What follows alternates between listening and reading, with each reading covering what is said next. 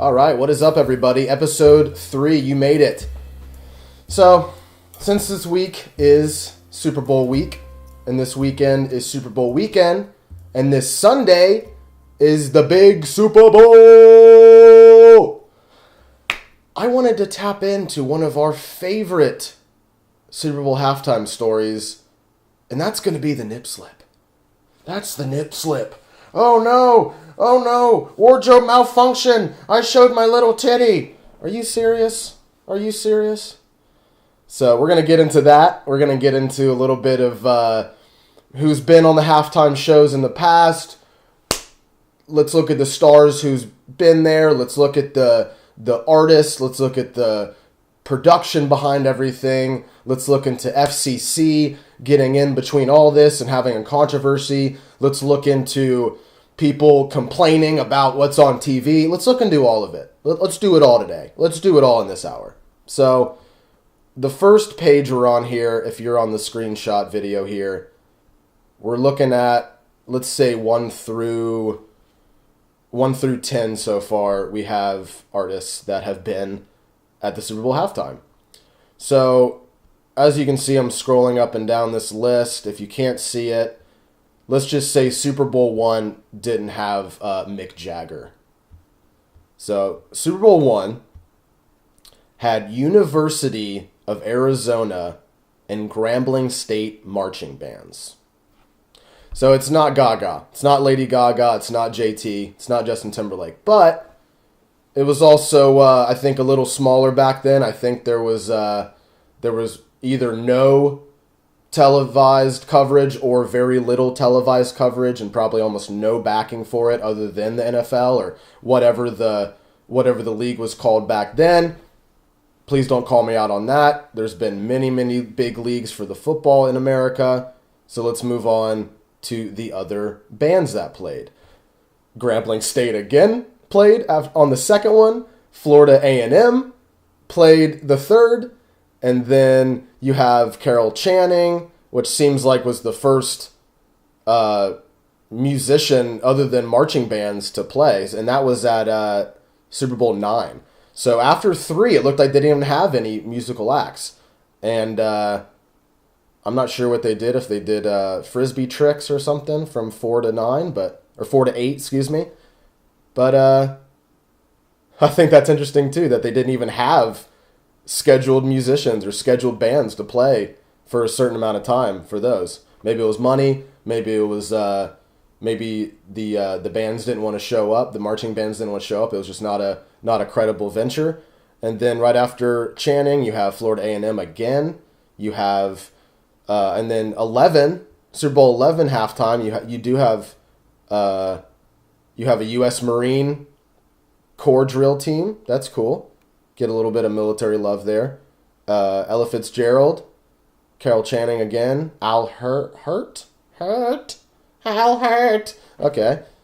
And then you have number 12, Super Bowl 12 halftime, had University of Up North marching band and Woody Herman. So you're starting to see they are adding some musical artists with the marching bands, which that's cool. We see that in the NCAA football. They'll come out every halftime show, whether it's a big game or not, they're playing their songs. Hell yeah. Love to see a little bit of marching style going on. And then you're going up the list, you see a lot of marching bands still. And when does the marching band thing stop? I guess when... So now you see more marketable people. You see New Kids. You see Michael Jackson. You see Tony Bennett on some of this. Diana Ross does 30. She did Super Bowl 30 halftime. James Brown did 31 with ZZ Top and the Blues Brothers. Woo! Let me get a woo for that show. Yikes. And this seems like up from 30, roughly around Super Bowl 30, you saw all these big dogs come in to play.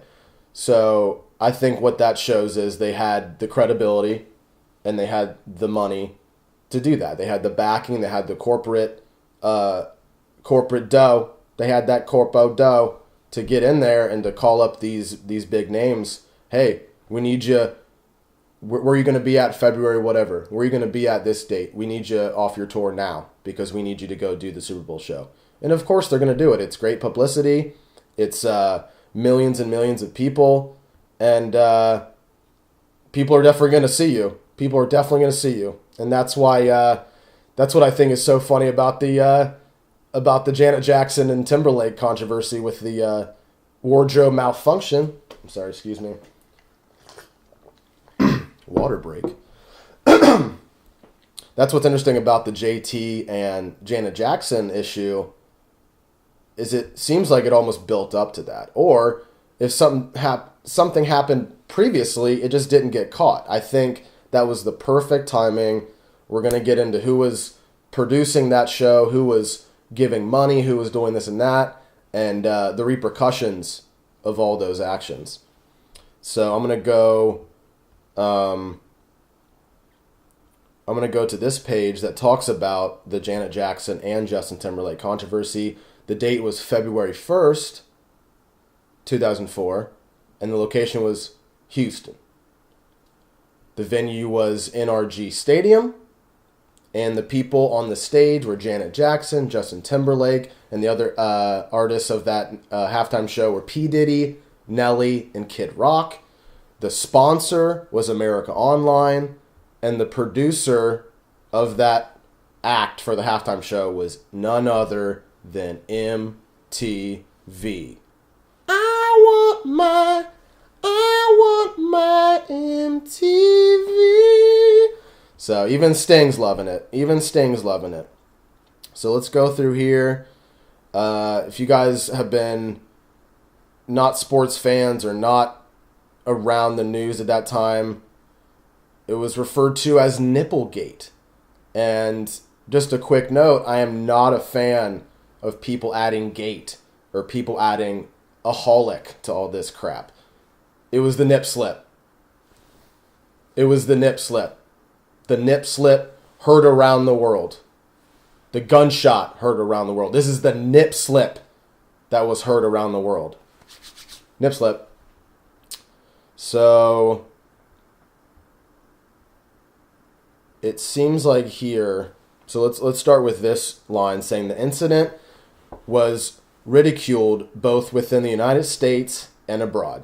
So let's just put that out there. It not only affected United States crowds, but also people in most likely Europe, possibly Mexico, possibly South America, possibly Canada, really just depending on where the networks can get their coverage to, whether it's blocked from certain government or corporate regulations of those countries. There could have been tons of countries that were able to see this, and I'm glad. This is a very big story for not only music within Super Bowls and music within athletic things, but also with regulation and with nudity and with sexuality. It's very interesting. So the incident was ridiculed both within the United States and abroad, with a number of commentators, considering the incident a pre-planned publicity stunt. I'll stop there with reading the whole article there on Wikipedia, because I do want to have a personal opinion on this. I'm looking at the picture of the reaction of Janet and Timberlake. In my opinion, yes. Absolutely, it was pre-planned. I truly believe, especially if it's a big production like MTV has, if it's a big brain that MTV has, and they have all the money in the world to do it, behind America Online, behind NFL, behind everybody that was behind any halftime show, there's going to be something they want to accomplish with it. Whether it's a distraction, whether it's a sexual thing, whether it's a marketing thing. Hey, I'm wearing this company on my leather jacket. You better buy this motorcycle, or you better buy this car, or you better buy this soda or beer, whatever it may be. I truly believe that you're going out there for a reason, whether it's for your own art, or it's for a corporate gain, or it's for someone else's gain, what have you. digging this picture. So funny because you can totally tell, in my opinion, that Jackson and Timberlake are faking the reaction. Oh no, I had no idea me grabbing this was gonna get her titty out. You kidding me? Are you kidding me? I think Justin Timberlake has been around. I think that dude's been around. So he knows if there's a shirt and there's a little piece of cloth that's supposed to be ripped off, you know that was a stunt. You know that was a stunt. That's a great picture. And then that smirk Timberlake's making. Hilarious. Fucking hilarious. So let's go through responses. Or no, excuse me. I want to go through public reaction because they do list some countries that it was aired. And I think that's very interesting to get other countries' opinions because we're living in a total bubble in the US of A. I am so happy to be a citizen of the United States, so happy to be born in America. But we have to realize there are many other countries than just us, and we got to realize the United States has a lot of power with the media, with military, and so on and so on and so on. But let's get to... We all know the reaction of the United States. We all know FCC. We all know this crap. Let's talk about Canada, New Zealand, and things like that. Okay, so in Canada, where the Super Bowl telecast was broadcasted by the Global Television Network, the incident passed largely without controversy. I'm going to stop there real quick. I think that shows, even though everybody's calling out Canada right now for being all crazy about wanting to press charges about this or that with orientation, with naming people's orientation or what they want to be called or whatever, hey, let's just put it out right here. It wasn't a big deal to Canadians. They didn't see it as, oh, some lady showed her titty or some lady got her bra ripped off by a pop star. Who fucking cares? Do you know that kids can go on their iPads and look at pornography in 5 seconds? Jesus. Now, let's keep going with the Canadian stuff here. I like it. Only about 50 Canadians complained. Now, I don't know if that's 50%. Wikipedia is edited by the public primarily, but 50 Canadians. 50 Canadians. 50. That's 2 times the amount of kids you have in a classroom usually. 2 classrooms full of kids complained. That's it. Only about 50 Canadians complained about the incident to the Canadian Broadcast Standards Council. So I'm guessing that might be their FCC, or that might be their regulation council for broadcasting, whether it's radio, whether it's television, and whatever media sources that they want to keep their standards for. 50 people, 50 Canadian citizens, only 50. That is incredible because we're going to get to some numbers that Americans complained about. And maybe this can coincide with how we're sometimes putting the blame on a television show or a violent movie. Oh, this movie with guns or this movie with sex made my kid do this or that. Are you kidding me? What you got to do is turn that TV off. You got to unplug that iPad. You got to unplug whatever big screen you just bought for you and your boys. Because it's going to be hurtful if you're not telling them that, oh, that's just a titty, don't worry about it. The wrong thing to do is calling up on these government councils or these broadcast councils and say that you're going to blame them for all your shortcomings. That's incredibly crazy. Incredibly crazy. So, Canada, that's awesome. All right, so they received roughly twice as many complaints about other aspects of the Super Bowl broadcast, including music and advertising issues. Oh my gosh. So I think they were bitching more in this about the music standard and about the commercials, or maybe about the fact that we all know who does the halftime show. Whoever is promoting the show through their corporate entity, that's posted up every second of that halftime broadcast. So maybe that's what they were bitching about, is saying, why are we seeing this company for 20 minutes when we already know what that company is. We know who that company is. So I think that's interesting. They bitched more. The 50 Canadian citizens bitched more about advertising.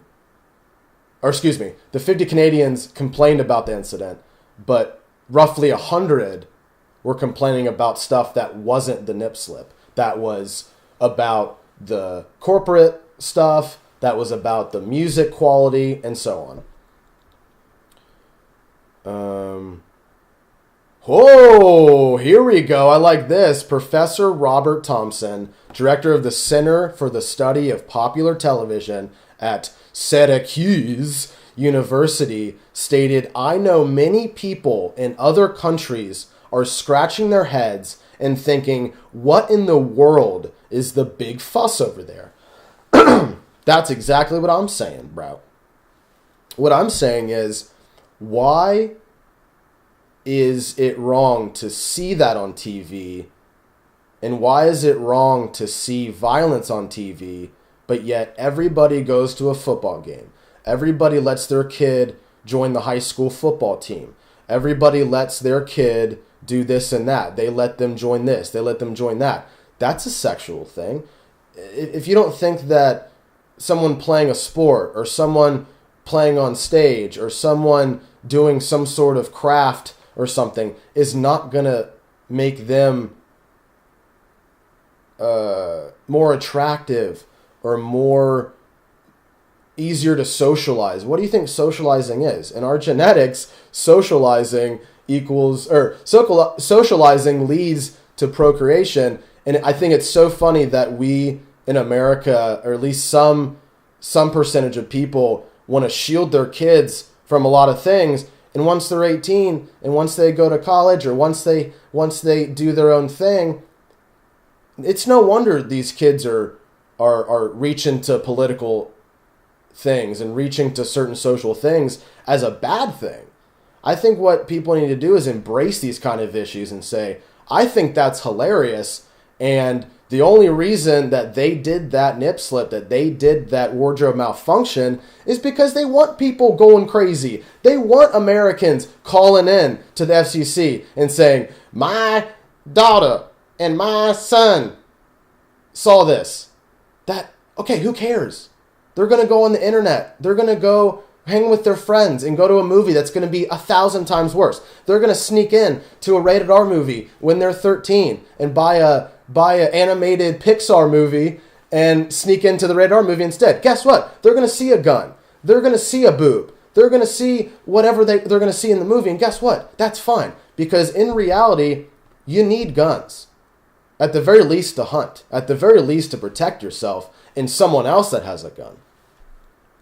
And I think we're getting to this point, especially with this issue and especially with this episode, where it's leading more and more to this issue wanting to make it a citizen issue, wanting to make it a parental issue, wanting to make it so FCC goes, we have to make everything super clean. We have to bring in these super poppy people now, and we got to have them wearing t-shirts and jeans or wearing a button down and jeans, and that's all they can wear. Or sweatpants. We can only wear sweatpants and sweatshirts. We got to look like Rocky Balboa running through the streets of Philly. Speaking of Philly cheese.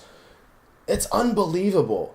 Let these people wear what they want. I mean, I'm sure at the Grammys they're wearing some hot shit. I'm sure the ladies and all the guys that were performing wearing some skimpy gear. Come on. How many fines did they get? How many complaints did they get about Grammys? Probably none. So it's funny that we can pick and choose what's good and bad for our kids or what's good and bad for our citizens. Now, I'm not a parent, but what I'm saying is that I think it's interesting that I'm sure a lot of these complaints and fines, or mostly all of them in America, were by parents. That's something to think about, something to reflect on. So if you can see on the screenshot here, oh, here we go. I like this. Okay, now it's boosted. So now this is a chart. If you guys can't see this, this is a chart of FCC complaints and fines from 2001 all the way to the 2004 incident at the halftime show. So 2001, pretty much nothing. 2002, pretty much nothing. It looks like the majority of 2001, 2002 were just fines. You have two different bars here on the graph. Wine red is the fines, and then the purple here is the complaints received. 2001 looks like there was barely any complaints, and looks like the fines, I don't know where those fines came from, maybe from NFL or, you know what? Real quick, I'm going to see who was at the 2001 show. No. You too? Oh, well, okay. Aerosmith, NSYNC, Britney Spears, Blige, and Nelly. So yeah, I'm sure with Spears and NSYNC and Aerosmith, I'm not sure about Mary J. Blige. She seems like a very, very clean-cut and beautiful musical artist. But I could definitely see the other artists getting a little goofy on stage, especially Aerosmith. Sure, a lot of the guys had their shirts off, and Steven Tyler and all those guys were probably showing everything off. Okay, that might have been one of the first years that everybody was like, "Oh no, what are we getting ourselves into with all these pop acts and rock acts?" But maybe you can see why U2 was the next year's artist. Definitely a very clean-cut artist with U2. They're not going to curse on stage. They don't have any songs that... I don't even think they have any explicit lyrics to any of their songs, at least that I know. But U2, that's an interesting twist. They go from Aerosmith, NSYNC, Britney Spears, Blige, and Nelly down to U2 the next year. And let's see what the complaints were like. So almost nothing. Again, there might have been a complaint. Who knows? I mean, Jesus. I need to stop saying that's crazy. 2002, I wonder if the complaints were just about U2 being a band from Europe. Maybe saying, hey, this is an American sport. What are we doing with a non-American band? Well, U2 makes a shit ton of money from America. So let's roll them out as an American act when they're in America. God bless America and U2. So yeah, 2002 was U2. In my opinion, that was a clean choice. Clean choice. And then the next year, I would say, so Shania Twain, No Doubt, and Sting. I'd say another 3 that were just good, solid acts. No bullshit. They're not going to do anything nutty. They're not trying to sell the sexual vibe. Maybe, No Doubt, with Gwen Stefani. Maybe she was wearing something a little skimpy. I'm not sure. But what are you going to do? That's part of the entertainment business. The show business. Show me business. So, 2002, nothing too crazy there. 2003, nothing crazy there, really. So it makes sense why there was really not a lot of fines and complaints up until the Janet Jackson and Justin Timberlake issue. And then we hit the big one. If you can see it here on the screenshot, 2004, we have a goofy amount of complaints, and the fines are crazy. You go from 2003 to barely $500,000 in fines. And granted, this could be corporate fines. I'm not sure where these fines come from, whether it's networks or the companies that sponsored it starts fining the FCC.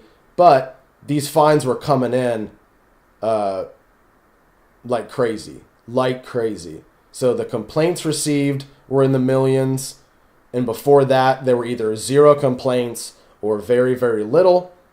Now you have about 1.5 million complaints, and you have, let's see, it tops the graph. I don't know if it went over the graph, but just to be clean cut, $8 million roughly in fines.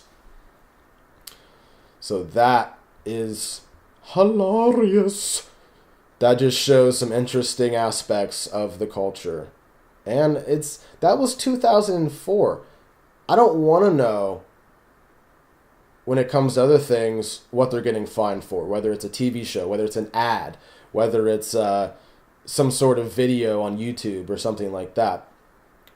But that is an interesting graph. That is very interesting graph, how you have almost nothing. And especially when it came to the artist choices, you could see why they were trying after a while to grab these cleaner cut bands. Solid as hell live, but not controversial.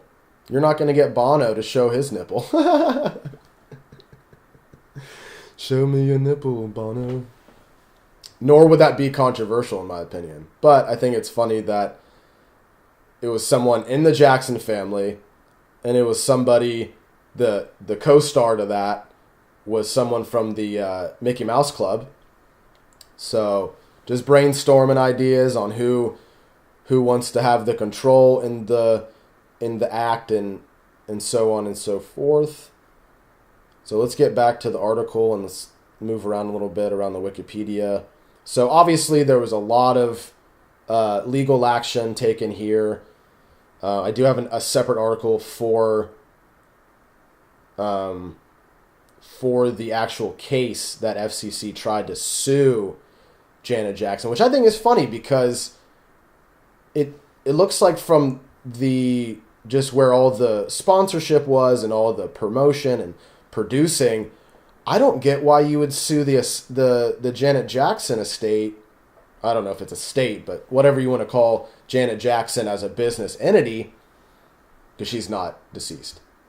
But I think it's funny that the FCC didn't sue the productions of MTV. They didn't sue the NFL because it was their halftime show to their Super Bowl.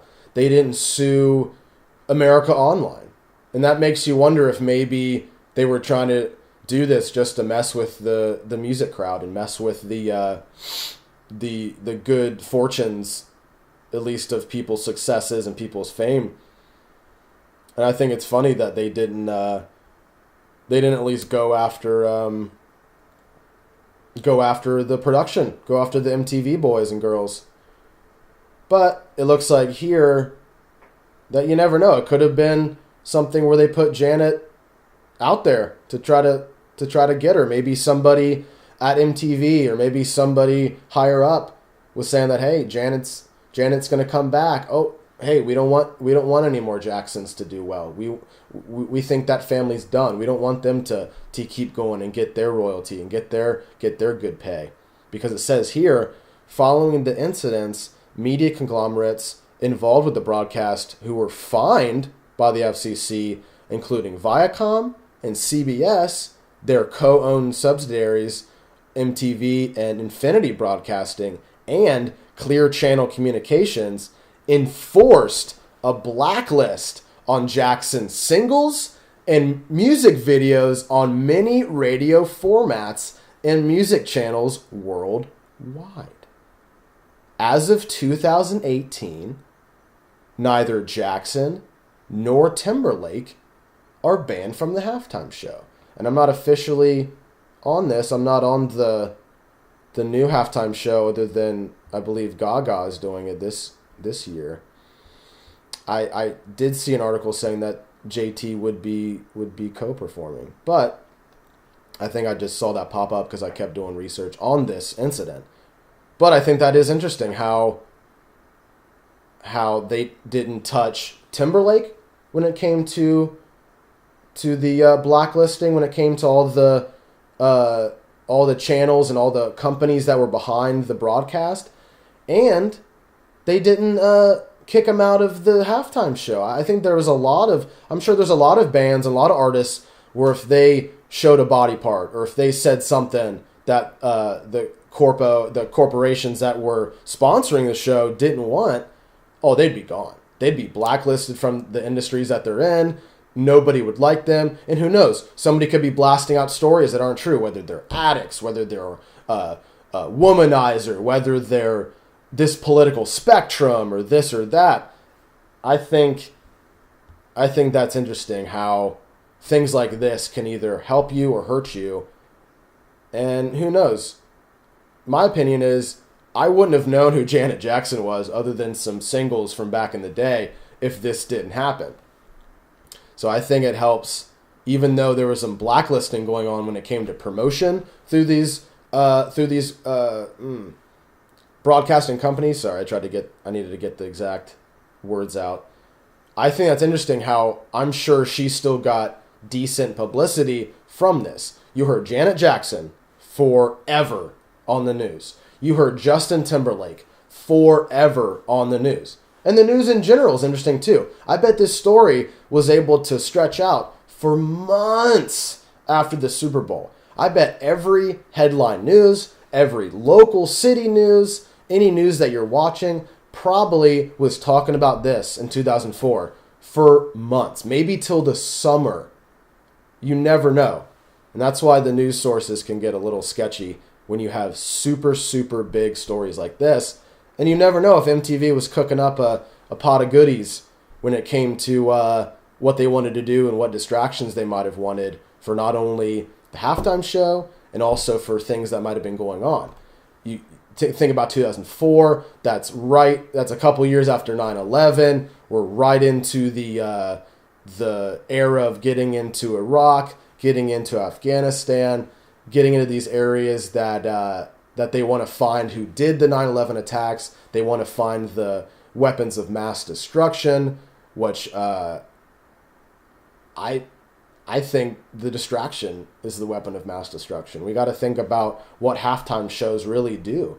And for me, a halftime show, unless I'm at the show, unless I'm enjoying a good musical artist, if I'm there live, I'm gonna be refilling my cup of whatever I'm drinking during the game, or I'm gonna be relieving myself during the shows usually for halftime, because I know that, hey, I respect what these people have done to get to that spot, to be able to get that phone call from the corporations that sponsor that. But in my opinion, there are distractions that we have to think about, and there are things that are going to be on the news for months if it's a big deal, and that's incredible. Think about the what kind of animal was it? A gorilla down in Cincinnati. That was on the news for a month when the toddler went into the cage and the gorilla was in the cage, and ridiculous. I mean, there's much more stuff to be worrying about, much more stuff. So another country that had comments was New Zealand. New Zealand news outlets rebroadcasted the moment. Some in slow motion. Oh, they love the nip slip down there. With commentary explaining the American ultra-conservatives had made the incident into a major controversy. Well, I wonder why. I'm sure that Canada and New Zealand knew at the time that we were having a war, that we were having a military front in the Middle East at the time. And you wonder what news stories were not going to come out because of the nip slip, because of the halftime show incident. So definitely think about that. When you guys are watching both the football game and the halftime show, think about what happened in 2004 with both the nip a slip, and what was going on around the world and that America was behind. I think it's just interesting. It's something to think about. It's something to brainstorm. It's something to brainstorm. I love thinking about this stuff. It's juicy. It's juicy like a steak. So, the nation's largest newspaper in New Zealand, the New Zealand Herald, ran an op-ed from a New Zealander living in the United States detailing his bafflement at his American friends who had expressed outrage at the glimpse of nipple while supporting their country's invasion of Iraq and being fans of the television series Sex and the City. Exactly my point of this episode. I'm screaming. I am screaming, ladies and gentlemen, because there are Black Hawk helicopters coming to Texas as we speak. Alex Jones. I think that's interesting because I made a point earlier in the episode saying that I I bet the majority of these complaints during that halftime or after the halftime show incident were from parents, were from outraged parents going, my little toddler, my little Jimmy, my little Juliet saw a nipple. But guess what? You just watched a show about people hooking up, whether they were single or not, or cheating or not. And that's incredible how we can choose what we watch, and that's not a problem. But when someone chooses for you while you're watching something you want to watch, that's not okay. That's incredible. That's incredible. Let's think about it. We have pets that show their nipples every day. Your dog has nipples that show. I don't know anybody, at least that I know, that give their dog a dog bra or something in that nature. You don't see that. But yet, we're going to freak out over our kids seeing one titty. It wasn't even a flash. It wasn't even two titties. It was un titty. One titty. One fucking little titty. Oh man, I'm getting the titty rage. Can't be doing that. You gotta de-stress. We can't worry about one titty when there's lots of other titties to worry about. We need to just stop worrying about one titty. So, nice long article about how FCC was pretty much taking all the crap for all this. And like I said earlier, so was Janet Jackson, which I think is totally crazy. And let's see here. Okay, so we got some commercials that had some controversy, which are probably always going to be a controversy. Let's think about it. When you're talking about somebody or something or some product or some corporate name, it's out there. Let's look at our current president, Donald Trump. Not everybody liked him because he wasn't a political face. He wasn't going through the steps of being in the Congress or being a governor or being a senator. He wasn't in that realm for a reason. People were respecting him because they know his name. He's the you're fired guy. But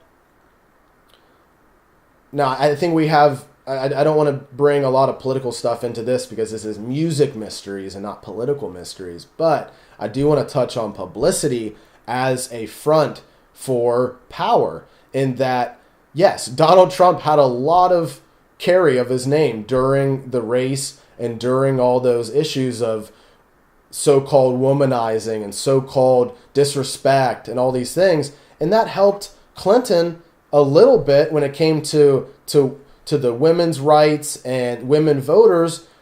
But in my opinion, a lot of that was just bashing that most likely helped Trump.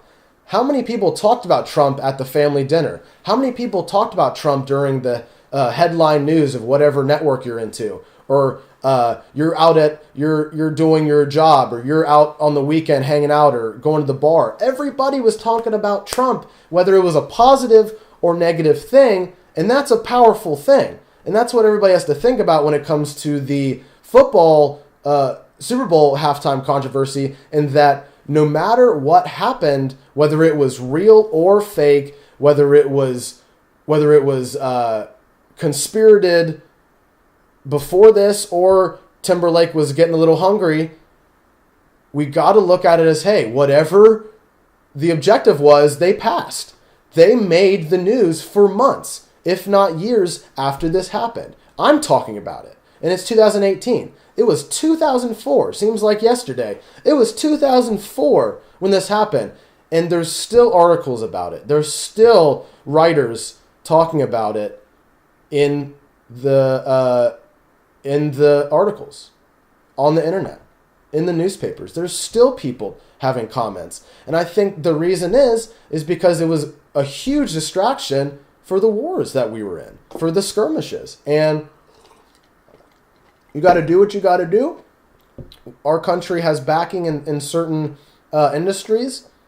And I think what's interesting is some people just never saw the big picture, and that's what everybody has to do, especially in America when we have a very big media, we have a very big military, and you gotta be on top of that. You gotta be on top of who's distracting who's complaining to where's that nip slip?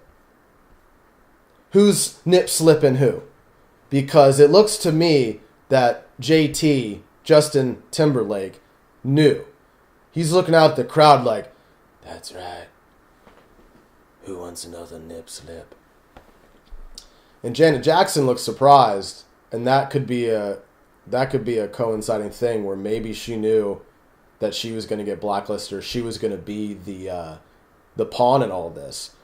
Which maybe it was a backlashing from Michael Jackson and his success, and all of the family of the Jacksons, their success. You never know who might have been pissed off at Michael or at Janet or at one of the family members. Who knows? Because MTV, CBS, these are huge. And Viacom also. Viacom is the biggest. Let's click on Viacom. I think they own almost everything when it comes to... oh, come on. Give me some love here, Viacom. I want to see some... So they're with the CBS stuff. I don't know who all the actual stations are that they own, whether it's cable or local, but it looks like CBS and MTV are very, very close together in bed. So I think that's very interesting how you can see... Oh, here we go. You can see that that there are links with a lot of stations, with a lot of media, whether it's television, whether it's... I was going to sneeze. Whether it's radio, whether it's YouTube stuff. You never know who's behind some of these things. So keep the eyes peeled. Keep the ears open. So here we go. The divisions of Viacom, you got CBS, UPN, Infinity, Viacom, I don't know why they said that again, CBS Sports, and Viacom Outdoor. The subsidiaries, which are more of the cable networks, you have Paramount Pictures, MTV, Showtime, BET, Simon & Schuster, King World, Westinghouse. So interesting that there's also BET. You have Janet Jackson being African American, very heavy with the fan base for BET, with having a black artist on the halftime show. You never know. You never know who's churning the cauldron of love, churning the cauldron of conspiracy for the halftime show. And I don't want to get into other halftime shows or other Super Bowls, but it seems like almost every Super Bowl there's a conspiracy about something, whether it was a bomb threat or a terrorist threat, or hey, the president couldn't show up because of this or that. He had to watch it on the plane or in DC or wherever he's located at the time. It's very interesting that the Super Bowl brings a lot of controversy, whether it's a distraction or truth, or more regulation towards checking your bags. I think a couple years ago, there was certain threats towards the Super Bowl football game, and I think that's when they started to really, really enforce checking purses, checking pockets, almost like you're getting on a plane again. So I think that's very interesting how we're getting closer and closer to almost cavity checking just to get into a baseball or football or soccer game. It's incredibly crazy. So watch your cavities. Watch out for them. So after all the public reaction and world reaction, I think I like how the Wikipedia article added the stuff about New Zealand reaction. I like the article, or I like the paragraph that said that there was a New Zealander in the United States commenting on how fucking crazy the reaction is in America, whether it's based on religious views or political views or just a certain spectrum of belief. we got to realize that it's a distraction. Whether business happened or business didn't happen, there's a business that was being distracted with this show, with this nip a slip. So other controversies during the Super Bowl, you have a commercial that was controversial. Something about, what was Bush in 30 seconds? Not sure what that is.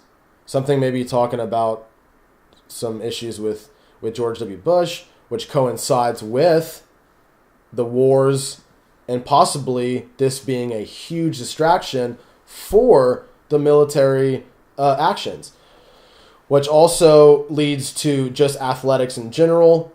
I love my MMA. I love my football. I love watching a good baseball game. I love watching a good soccer game. I like all the sports that are in Europe and in other countries abroad that I've never heard of or that I've never seen live or have seen on television. I was taking a coffee break yesterday on one of the sports channels here, and they had some cricket on. They were in Australia doing some cricket games. I was having some fun watching that. And but you got to realize that no matter how fun or how enjoyable that may be to watch, please realize that any athletic sport is a distraction from something, whether it's your day, whether it's your kids, whether it's your barking dog, whether it's your meowing cat, or it's a distraction for the governments that promote these athletics and promote the spectating. Because you look at how much athletes make, whether they are low-line, let's say bench warmers or up-and-coming athletes in their sport or in their industry, they're still going to make credible money. And then you look all the way at the top, you have your LeBrons, you have your Bradys, you have your Gretzkys. Those guys are making bank, boy. Whether they have, yes, and I realize that's not a real figure. Yes, I realize there's taxes. Yes, I realize they have agents, managers, PR people, blah, blah, blah, blah, blah. But when all that's over, they have livable money. They have really nice livable money as long as they're credible faces, names, and they're keeping themselves busy and being on commercials or being in another industry or having their own business after they retire at their sport, what have you. They still make some money for a reason. Corporations give money to athletics for a reason. Think about it. Think about it. Think about it.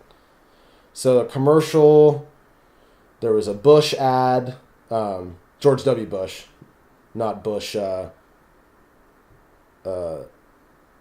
beer. But just like I'm adding with corporation things, that corporation is a huge commercial for ads. Everybody goes, what's that new ad for that beer? What's the new ad for this company? Everybody's looking to see what they're going to do. So I think it's interesting that we all, not only is it for the football game, but you could have somebody sitting on the couch for hours, not getting up, just getting handed food, booze, whatever they're drinking and eating on. They're going to be there for hours saying, I want to watch the commercial now. I'm not going to leave the room at halftime. I'm going to watch the artist. I'm not going to leave the room at third quarter. I'm going to watch the game. So there could be people that have the trifecta of watching. The trifecta being the sport, the commercial, and the halftime show. You got all three horses, dog. You won. So let's see. And then another controversy during this game was that there was a streaker. I didn't even know about this. Now, I really don't remember the nip slip live or if I even watched that Super Bowl at the time. But there was a streaker right after the Jackson Timberlake issue. His name was, whatever you'd like to call him, his name is Mark Roberts. And he... He wrote something on his body which read Superbowl on the front, and then he advertised an online betting website, and he was wearing a G-string attached to a half miniature football that covered his genitals. I love this. And then it looks like here that there was a Patriots, and hey, Patriots were also in this one. So let's think about who's playing this weekend in the Super Bowl on Sunday. A Patriot special teams expert and reserve linebacker knocked him down, allowing the stadium security and police to arrest him and take him into custody. Boom. So, interesting enough, you can have a nip slip and no one's getting arrested on stage, but you can have a guy who didn't show any offensive things to his male body, but he's going to get arrested and probably get beat up in the locker room or in the stadium jail because of his streaking. Very interesting. I read this last night in the past couple of days while researching this. I do like that they added this because this shows that maybe this whole time with the controversy that Janet Jackson was the big pawn in this, that she was going to be the fall for MTV, for Viacom, for CBS, for the corporations, all the corporations that have sponsored the halftime show and still do. Water break. So the other performers were P. Diddy and Nelly, and then also Kid Rock. So there were 3 other performers that I think a lot of people do forget were part of that show.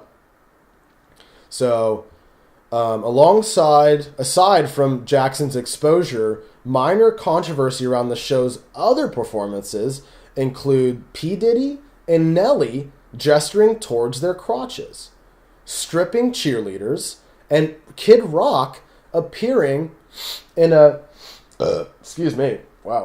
and Kid Rock appearing in a poncho made from a slit American flag, which later he threw towards the audience. So that's interesting how Kid Rock, who's a good old boy from Michigan, everybody loves Kid Rock, hell yeah, Kid Rock, he's wearing an American flag poncho that's not only has a slit in it, but he also throws it in the audience, which may be coinciding to throwing it on the ground. So you don't know if this whole thing was just a big ruse to get people talking about government, war, nip slip controversies, boobies, milk, whatever. U.S. Senator Zell Miller complained that Kid Rock's outfit was a desecration of the flag, of the American flag.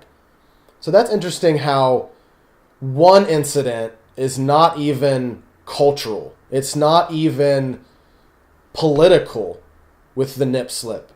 But yet the nip slip is what made people freak out. It wasn't that Kid Rock was wearing a poncho that was the American flag. It wasn't the fact that he threw it in the audience. It wasn't the fact that P. Diddy and Nelly were gesturing their crotches. It wasn't the fact that they were stripping cheerleaders. It was the fact that Timberlake ripped off a piece of wardrobe from Janet Jackson's titty. Unbelievable. This is something we need to realize with our culture and with our society, that it's all about making sure that people know what's really going on. We need to realize that everything we see on television, on WhoFlix, on any media source, whether it's online or on television or on your little boxes that you get all your apps from, you need to realize that it's not always what it's saying. It's not always what it's add up to be. Because think about it. There was so much military and government things going on during this Super Bowl time. 2004 is such a huge era for the military, for political things, for George W. Bush. That's something to think about too. So I want to go to the last article that I found. Here's another picture where they're both like, oh no, this happened. Oh no! And this is from another Rolling Stone article. And this was written in 2011 pertaining to the Super Bowl case that FCC was wrongly fining Janet Jackson for the issue, and they were suing CBS. And I'm guessing Viacom was a part of that, being that they own that. So I think it's interesting that FCC getting all their fines, which who knows how much they could actually write off of that, being very close to lobbying and such. You don't know how much of the, let's say, $8 million, according to that graph, was actually really $8 million in fines. Because a lot of that did come from the networks and other media sources. So the fine in 2008, let's see here. The appeals court ruling is supposedly the conclusion of a case that has had previous conflicting decisions. The Third Circuit Court voided the fine in 2008, but the Supreme Court vacated the ruling a year later. So we got a lot of appeals, a lot of court cases, and that's a lot of money and a lot of time that not only the artist, Janet Jackson, her lawyers, her music money, that's all going down the drain unless they were able to figure out things. And that was a really short thing. Whoa. Huh. Barely an article, my dude. Anyways, so let's just go for the first article since it's not very long. Philadelphia's oh man, Philly is playing Sunday. That's incredible. So that's some irony there. Philadelphia's Third U.S. Circuit Court of Appeals has ruled that the FCC wrongly fined Janet Jackson and CBS for the singer's infamous 2004 Super Bowl performance in which a wardrobe malfunction exposed her breast. The court ruled that the FCC's decision to fine CBS $550,000 was made arbitrarily and... oh man, these are big words. See, it's a short article, but there's big words. Anyways, so thank you, Matthew, and this was from Rolling Stone, and this was an article from November 3rd, 2011. And so yeah, you see the picture again, and another view of Timberlake going, "Uh-oh, this happened," and Janet Jackson going, "I am so fucked." I am so fucked. And I like seeing the pictures. I like seeing the stills from incidents. It really shows who may or who may not have known, or who may be realizing their future or their fate when it comes to how they know them. You can ask people from watching that, or if people didn't grow up in the time that she was a pop act and only knew her as the nipple lady. That's interesting how one incident or how one big gig that you think is going to get you more singles or get you more music videos or get you more albums out is going to take all your money. It's going to take all your sanity. It's going to take all your happy feelings, and it's going to blow up into some huge issue that the government wants, that the corporations want, that the society wants. It's very interesting, and I think if you get anything out of this podcast for this subject that we were talking about, keep your eyes peeled and don't think for 1 second that you're not trying to get distracted, that your drive through the town or your hour at the mall or your day at something is not being distracted somehow, or you're getting on your social media sites and you see an article for this or you see a commercial for that's not a distraction. That's incredible. So we're about the hour mark. I've talked enough about nipples. I've talked enough about distractions. I've talked enough about social issues and behavior that people see outside of America or maybe living in America that are either immigrants or are citizens of other countries that came to America. And, well, that's an immigrant. But what I'm saying is maybe someone had a student visa or someone had a work visa or somebody, I don't know, I'm not sure how legit dual citizenship is here now, but somebody that has dual citizenship might have a comment saying, well, I grew up in this country, and I think it's incredibly crazy that people aren't taking those actions personally and saying that maybe as a parent or maybe as a friend or maybe as a person, why should I be blaming one lady? Why should I be blaming the FCC for my kids watching this or for my friends watching this? It's incredible. There's an off button to your TV. There's a cord to your TV. There's an area you could throw and smash your TV if this happened and you didn't agree with it. That should have been the moment that everybody, whether you have a family or you just have a dog or cat chilling with you or whatever pet you'd like to have around, is watching that with you and you take it personally, then you need to turn that TV off. Because guess what? There's always an off switch to that source. The only source, if you're going to blame other people for that kind of stuff, that's incredible. Turn that shit off then. The only people that you should be blaming is yourself.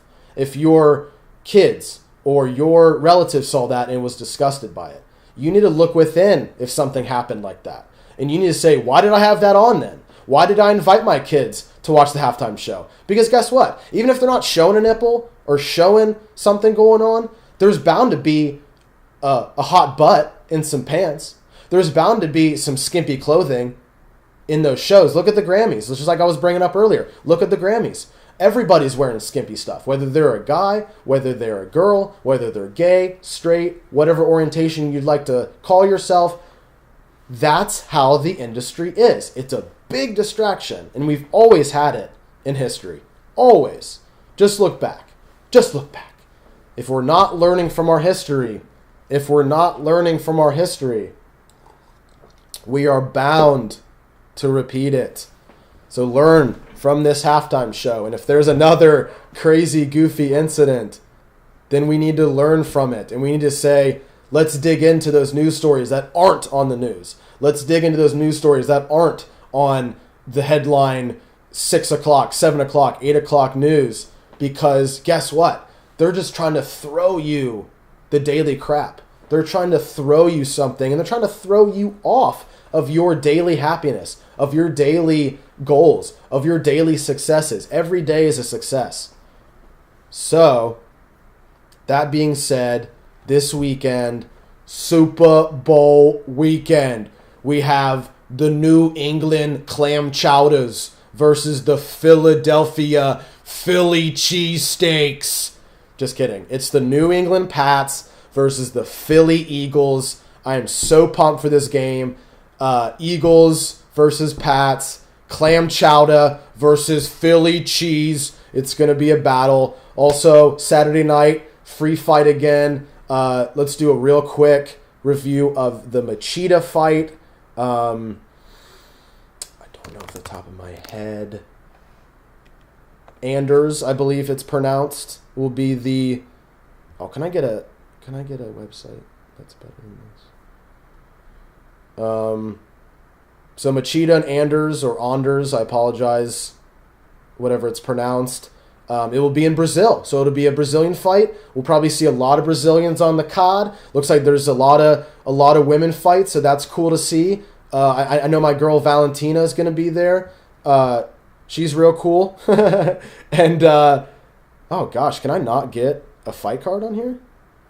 Holy crap. Okay, let's go to Wiki real quick just to check it out. I don't want to call anybody out. Okay, so prelims, we have Fight Pass, we have Fox Sports 2, and then Fox Sports 1 is going to be the main card. Dodson is fighting. I'm a big fan of Dodson. He's fighting Munoz. Valentina, like I said, she's fighting... oh my gosh, I can't even pronounce that. Chacoera. I butchered it. I apologize, ma'am. We got some other guys. Oh, here's this other guy, this heavyweight guy. I've been talking about him a lot. Timothy Johnson. This guy has the sickest mustache. We'll end on this. Timothy Johnson. Johnson mustache. I do have to point this out. Look at this guy. Look at this guy. I mean, that is mustache goals. That is mustache goals. He looks like those. I've been telling everybody that are fight fans in my social group that he looks like those old freak show heavyweight, not heavyweight, freak show weightlifters. He's just that. I think he went for that when he was thinking about his look with UFC and MMA. So please keep the mustache, Timothy, and we'll see you fighting on the card Saturday. But other than that, enjoy the fights if you're watching them. Enjoy the football game if you're watching them. Think about what you're watching on the commercials. Think about what you're watching on the halftime show, whether you're a fan of the artist or not. And as always, until next episode, stay cool.